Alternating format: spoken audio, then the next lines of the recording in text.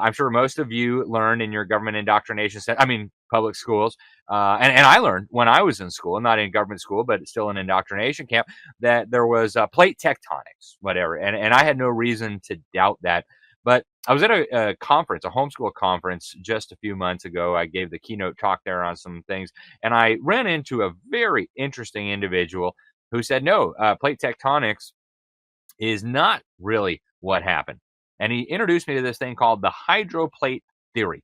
And it was so fascinating. I watched a few videos about it, and, I don't know enough to know whether it's correct or not, but I know enough to know that this ought to be heard. In fact, this, to me at least, makes just as much sense, if not more, as the plate tectonics theory, and it seems to be pretty in line with the evidence and with what the Bible teaches. And after watching some of those videos and looking at some of this evidence, I agree with you. This is something that at least needs to be considered. It's something that scientists need to look at and come up with some explanations for. I would strongly suggest Real Science Radio, rsr.org, and listen to the Walt Brown interviews. Go into rsr.org/HPT. You see this cover, and then there's a 9th edition button underneath it, and you can click it and download it for free.